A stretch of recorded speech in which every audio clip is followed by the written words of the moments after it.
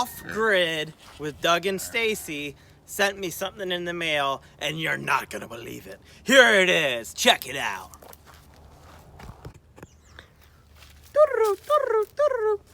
That's right. They sent me a Clydes garden planter. So first of all, how did I get this? And then we'll talk about what a Clydes garden planter is. So this was a contest they did on Instagram. Check them out on Instagram. A matter of fact, check out one of their most popular videos. I'm going to put a link right here.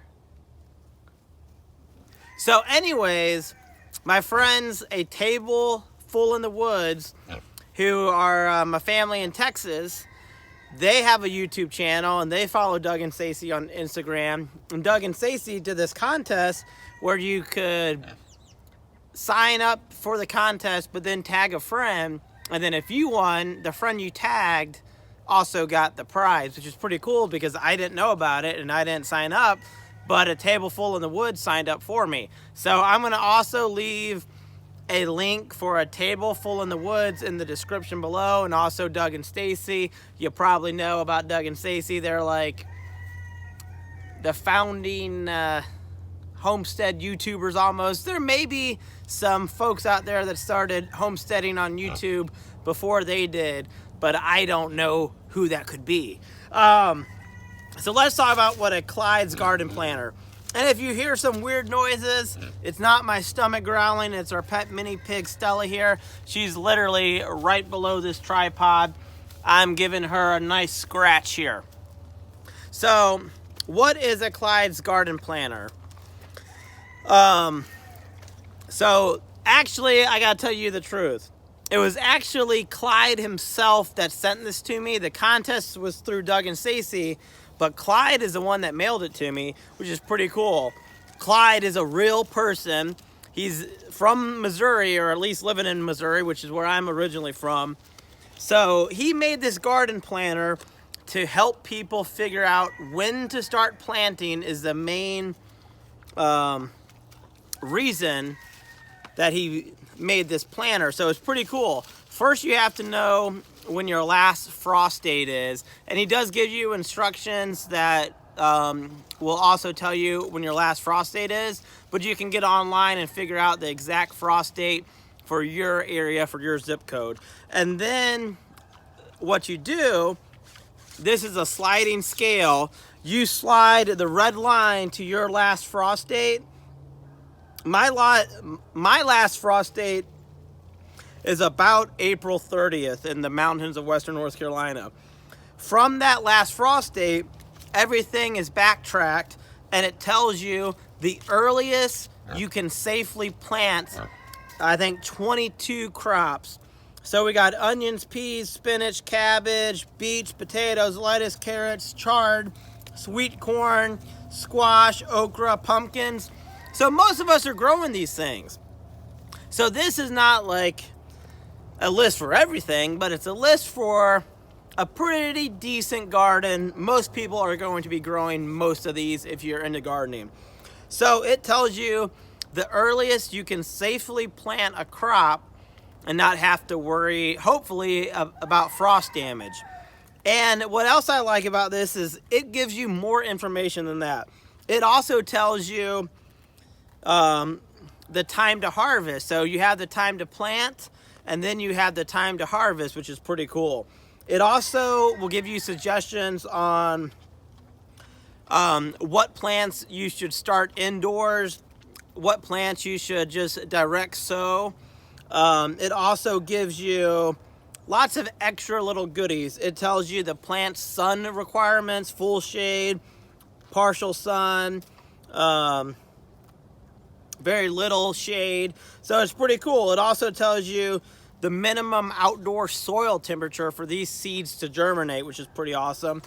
But it tells you so many little things. It tells you the distance you should have from plants after you thin them. It gives you the planting depth. It tells you so many cool little things. You just have to really look at it to see everything it tells you. Something else that is pretty awesome, it tells you about companion planting. If you don't know about companion planting, certain plants are able to give other plants certain nutrients, and instead of competing with each other, they're actually helping each other. You probably have heard of like the three sisters, which is what, corn, beans, and squash, I believe, that all grow together. So that's what these companion plants are. They help each other out by not over competing for nutrients. They fruit at different times.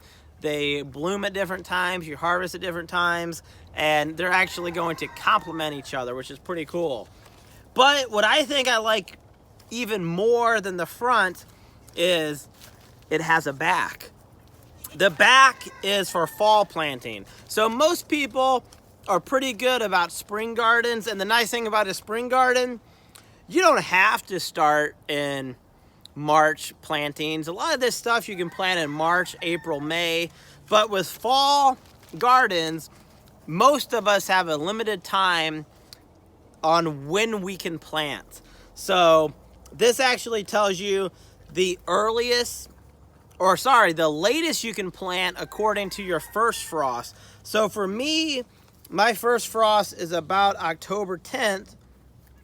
So I would bring my red line to October 10th, and then I backtrack, and it tells me the latest I can plant certain crops. Like for instance, tomatoes.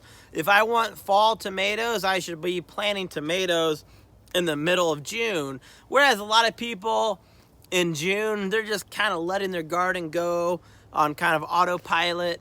But if you want a fall crop, you should stagger your plantings so that at the time you're harvesting one crop, the other crop is growing, and then you can have a great fall fall harvest.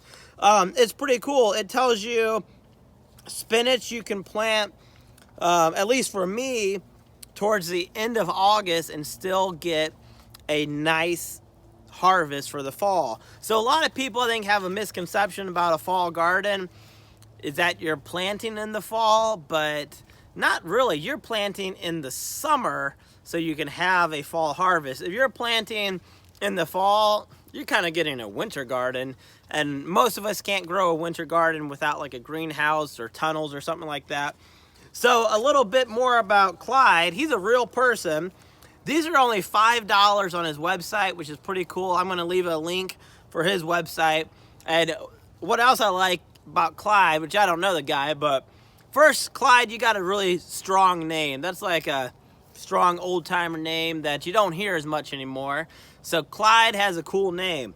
Second, according to his website, he was an engineer. Maybe he still is, but he used a lot of his knowledge from engineering and working with factories. A lot of factories have a plan in place. If they are trying to make something, they need every single part made at a certain time. If one part doesn't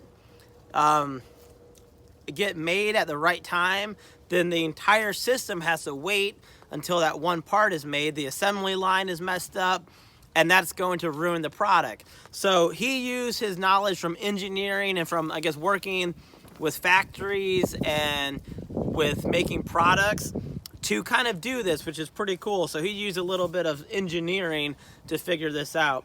So I hope you've enjoyed this video. Check out Doug and Stacy. Check out A Table Full in the Woods. Check out Clydes. I'm going to leave all this information. Doug and Stacy, Clyde, thank you for sending this to me. And Table Full in the Woods, thanks for signing me up for that Instagram contest. It's pretty cool. So until next time, keep on growing. It's almost spring. We're supposed to get snow here in like a week, but I'm keeping my fingers crossed that I can plant my onions, because according to this, I can plant my onions about the second week of March. Till next time.